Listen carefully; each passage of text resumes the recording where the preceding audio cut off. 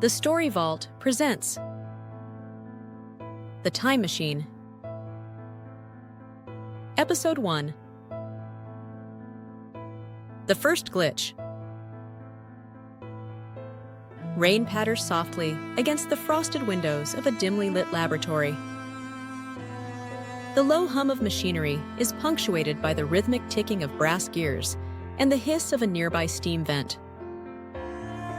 A faint crackling of electricity pulses intermittently.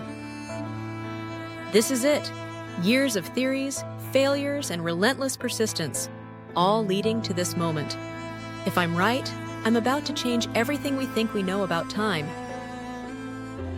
A glowing brass contraption sits on a sturdy oak workbench, surrounded by copper wiring, glass tubes, and intricate dials. In its center, an ornate pocket watch rests delicately, its surface glinting in the warm light of gas lamps. Natalie Carter adjusts a brass knob, and the machine's hum intensifies. Sparks leap from the coils. The pocket watch vanishes momentarily, reappearing coated in frost. The room falls silent, save for the faint ticking of the watch. Did I just freeze time? No, it's more than that. It's proof that time isn't what we think it is. The groan of wood underfoot, the hiss of steam as Natalie paces the lab, her boots scuffing the floor.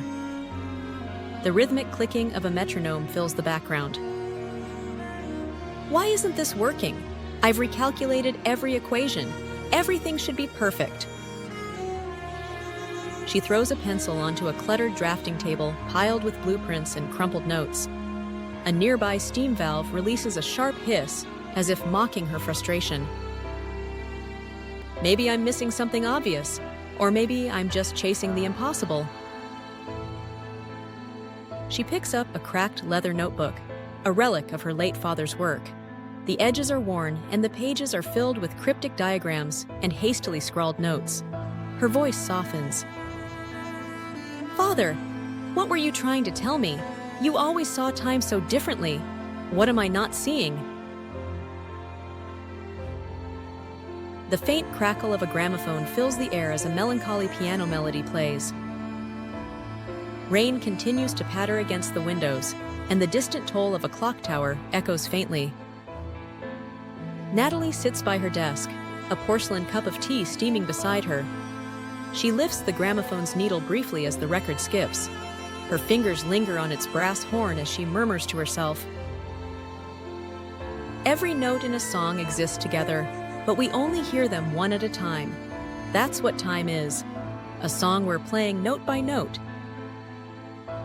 She sighs, leaning back. Her reflection wavers in the polished brass surface of the gramophone, faintly distorted. Sometimes I wonder, am I mad to believe this can work? Chalk scratching against a slate board, the hum of machinery in the background. A clock ticks steadily, marking each passing second. Natalie stands before a chalkboard filled with overlapping diagrams of circles and waves. She flips through her father's notebook, pausing at a sketch labeled Temporal Entanglement. My father believed time was a fabric, fluid, bending, and stretching under unseen forces. He wrote that near powerful objects, time itself slows. Space and time, he claimed, are two sides of the same coin. She sketches on the chalkboard, her movements deliberate, her voice steady. What if he was right? What if time isn't fixed, but elastic? Imagine a song, each note connected yet distinct, existing all at once. My father called it resonance, and now I have the tools to prove it. A sudden pop and the sharp crackle of sparking wires. The acrid smell of burnt capacitors fills the air. Natalie stumbles back, shielding her face as smoke curls upward from the machine. No! No! Why now? She grabs a wrench, frantically tightening a brass fitting. The machine groans as if alive, its glowing coils dimming. Steam hisses from a valve, and the hum begins to fade. Why can't I make this work? It's like the answer's taunting me, just out of reach.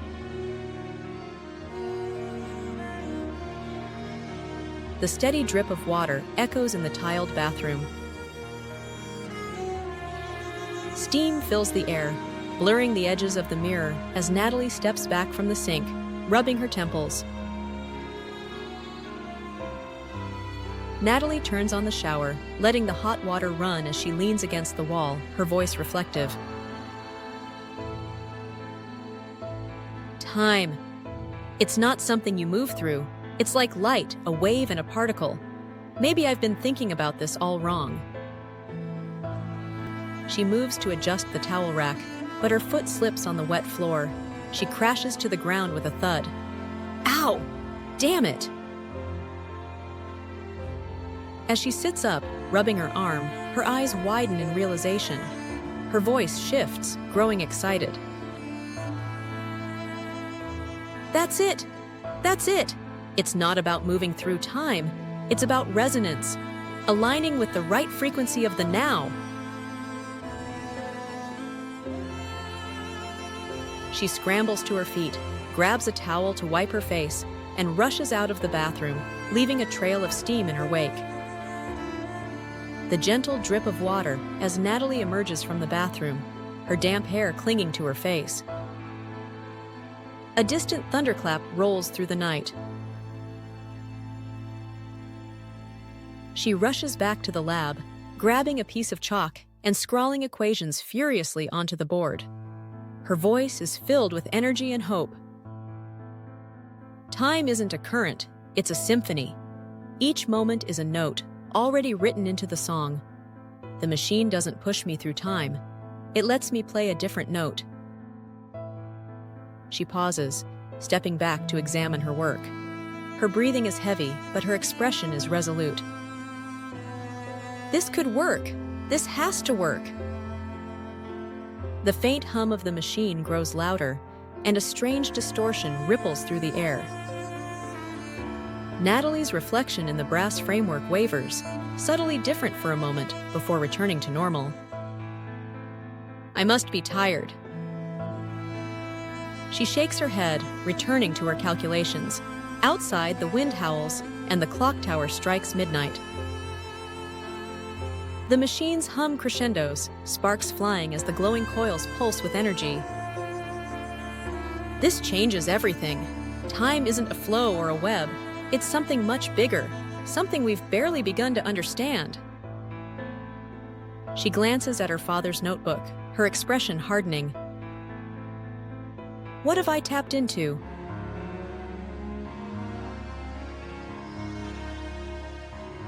If you enjoyed this glimpse into the time machine, don't forget to like, subscribe, and share. The journey is just beginning, and the mysteries of time await us all.